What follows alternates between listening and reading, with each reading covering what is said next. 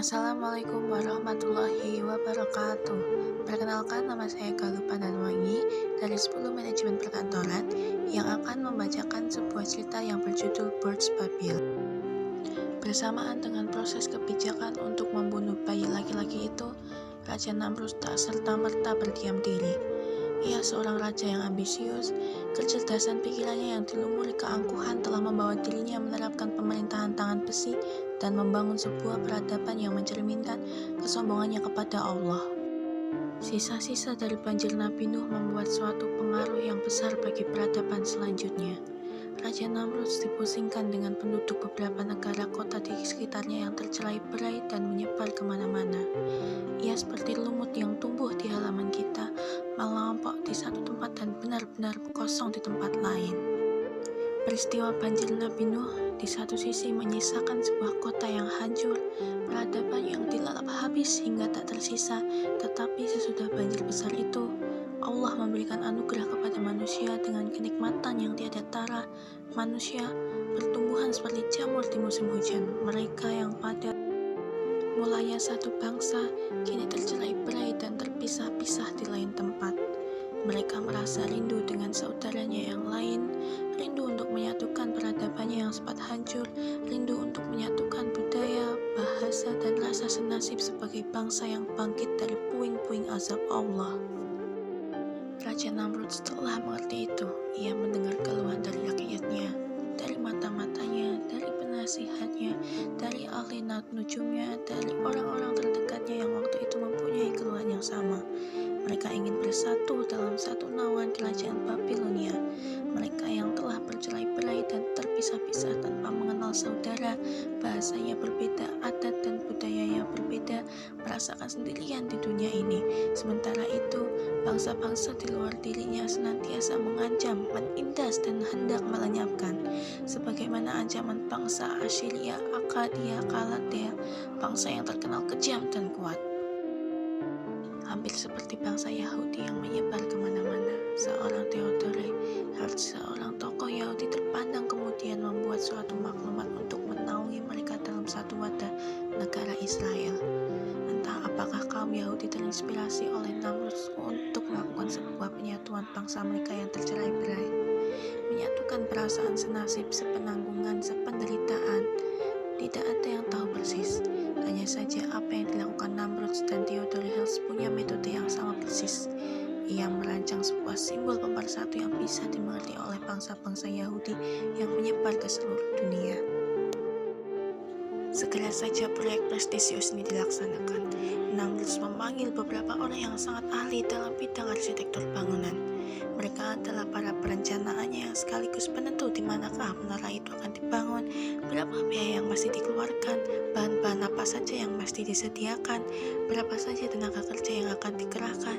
Semua diperhitungkan dengan cermat agar kelak menjadi sebuah bangunan yang prestisius. Namrud memimpin rapat didampingi dengan penasihat dan menteri-menterinya bersama dengan ahli arsitektur bangunan.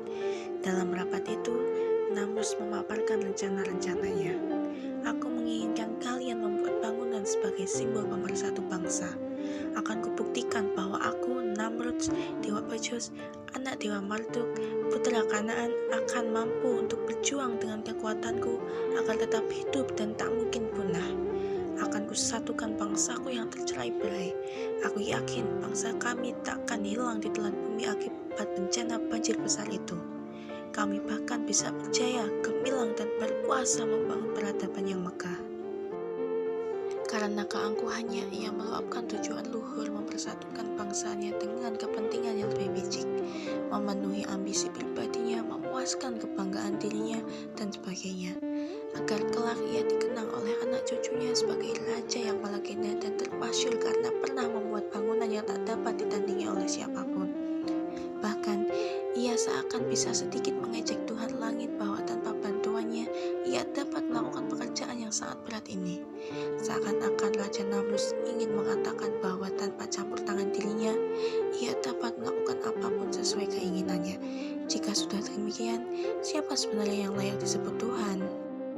Raja Namrud yang picik itu ingin membuktikan bahwa jika memang Tuhan langit itu memang benar-benar ada sebagaimana yang pernah disampaikan oleh kakek moyangnya Nabi Nuh.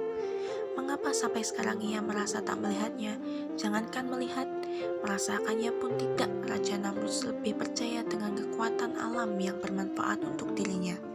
Sungai Eufrat dan Tigris, Dewa Tamus pelindung persawahan, Dewa Istar pelindung negerinya dan serangan musuh, juga Dewa Marduk, Dewa nasional bangsa Babilonia yang mempersatukan seluruh negara kota, dan dirinya adalah titisannya.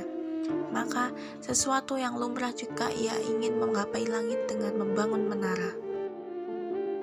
Para ahli bangunan itu kemudian menunjuk sebuah tanah yang kosong dan belum digunakan manusia sebagai lokasi pembuatan menara tanah Sinear.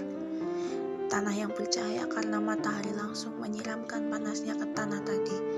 Ia sebuah tanah yang datar dengan padang luas yang menghijau dan kelihatan indah dipandang.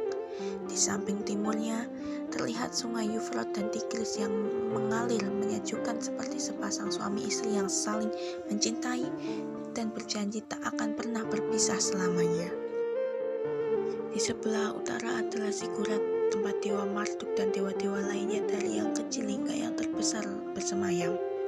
Di sebelah selatan adalah istana Babilonia yang begitu megah dengan pilar-pilar penyangga. Taman-taman dengar air mancur, berundak-undak, dan selalu mengemerincikan suara air yang meneduhkan. Parit-parit yang berkelok-kelok mengitari istana dan tembus ke sungai nan elok juga luas. Sedangkan sebelah barat adalah perkampungan kecil Babilonia yang dihuni oleh warga dalam berbagai lapisan. Pekerjaan besar segera dimulai. Bahan bangunan didatangkan, berkubik-kubik batu bata dari tanah liat yang dipanggang dibawa oleh budak-budak istana Babilonia. Adapun pembangunannya tak cukup dengan budak-budaknya saja, tetapi juga mengerahkan hampir dari 1.000 penduduk Babilonia yang diminta keringanan tenaganya untuk membantu tercapainya proyek prestisius ini. Hingga bertahun-tahun proyek ini baru selesai dibuat. Pekerjaan itu dilembur siang dan malam, mengerahkan ribuan tenaga, bahkan tak jarang banyak juga yang mati kelaparan. Mati kelelahan karena Raja Namrus dengan tangan besinya tak pernah menghargai sedikit pun tenaga manusia untuk dipergunakan secara layak dan proporsional sesuai kemampuannya. Ia diperas hingga habislah keringat dan darahnya. Sampailah di penghujung cerita tentang Burj Babil. Sekian dari saya. Terima kasih. Wassalamualaikum warahmatullahi wabarakatuh.